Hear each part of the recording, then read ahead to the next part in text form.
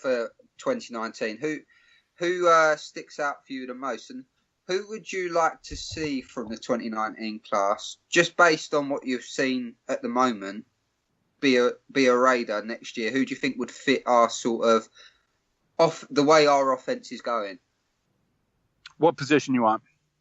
Running back. Running back, I would say, and this running back class is not going to be as good at the top. And it's not going to be as good overall, but there are some very interesting prospects. The guy that I like the most right now is Rodney Anderson from Oklahoma. He took over for Samaje Perine and Joe Mixon. Started out last year slow because he had some injury concerns in the offseason, but absolutely went ballistic down the stretch. He is a potential first-round pick. So is Damian Harris from Alabama. Damian Harris doesn't get talked about a lot, which I find very odd. He was a top recruit who then played over Bo Scarborough all those years, and he's held off Najee Harris, who was the number 1 overall recruit 2 years ago. So Najee is going to be a true sophomore, but Damian Harris is a very, very good player. Bryce Love was a guy who I think some mocks, like 2-round mocks, I saw Bryce Love going to the Raiders in the 2nd round of them before Bryce Love said he was going back to Stanford. He's another guy to keep an eye on, big speed guy. David Montgomery from Iowa State is a running back that I like a whole lot. I don't think he's getting enough love yet. He was a big reason for their success last year. And then a couple other guys to keep an eye on. Devin Singletary from Florida Atlantic, kid who plays for Lane Kiffin. Very, very good player. He put up ridiculous stats last year. He finished, I believe, 3rd all-time in the FBS in rushing touchdowns in one season. I think he had 32 last year. He was behind only Barry Sanders, and then maybe Monty Ball or someone has the number 2 stat for that. But anyway, he's another guy to keep an eye on. And then another kid, a teammate of Marcel Aitman last year, Justice Hill from Oklahoma State, a smaller back, but very explosive. He's another guy to keep an eye on. There's going to be running backs for you guys next year for sure. Yeah, Bryce Love's an interesting one because he's actually an Oakland native. So that would kind of make sense if we went in that direction because obviously the connection's already there. And obviously he was slated to go in this draft, but obviously he chose not to. But yeah, it's going to be an interesting season to watch in college football this year. Gavin loves running backs, if you can tell. Oh, I do. Yeah, that's my favourite position. But I love seeing the running backs who have got that change of pace and are explosive and elusive. And, it's kind of like Ezekiel Elliott, but without all the problems. In that sort of mould. It's exciting to watch. It's exciting to watch a running back in full motion, just breaking tackles, taking it to the house. It's good. It's good to watch. Absolutely. And, speaking of Bryce Love, every year I see this in the draft where there is a guy who is sort of a sexy prospect, but then he comes out late and says, no, you know what? I know everyone thinks I'm going to the NFL draft. I'm actually going to return to school.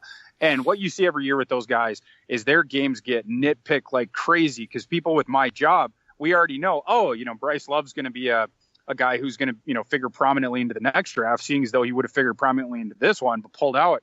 And those guys start to fall a little bit as their games get crazy nitpicked. And then you see guys who rise late in the process. And the only reason they're rising is because, they haven't gotten the same microscope effect. And Love is a guy that I could absolutely see falling into the 2nd round, for the Raiders next year. Like I say, just a guy who's going to get his game nitpicked. He's a smaller, explosive type running back. One thing that I really love about Bryce Love is he is tough as nails. He's kind of like a Ronald Jones type, but he just the toughness sticks out to me. I mean, he suffered with nagging injuries all last season, and he would be going 100% on the field, seeming to run like a 4.3 in pads, streaking through the Washington defense or whatever, and then he would limp off the field. So he has this extremely high pain tolerance threshold as well. He's a guy that I like a lot for next year, and I don't see him being a 1st-round pick. I think he'd be a dynamite, 2nd, or who knows, maybe he'll even fall into the 3rd for a team like you guys. Yeah, he's good at catching out of the backfield as well, which would be key because I think that's something that that Gruden would really like. Use him as a weapon on the offense in different varieties. Yeah, and it would seem like you guys are going to need someone who is going to play multiple downs next year. I don't think it's going to be an option to put this off anymore. If Lynch is done, you're going to have, unless there's a big money running back out there in free agency, it's going to have to be a situation where you devote either a first round pick or, a second round pick probably into the running back position. Yeah, I mean, next year we're going to have a lot more cap space.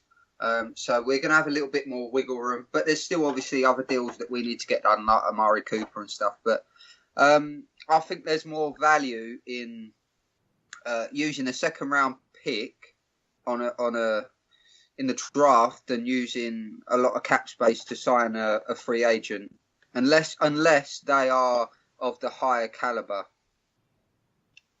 Absolutely. Hey, Thor, before we let you go, why don't you tell us, for some of us listeners who wants to break into the draft evaluating field, what advice would you give them? Oh man, I don't know.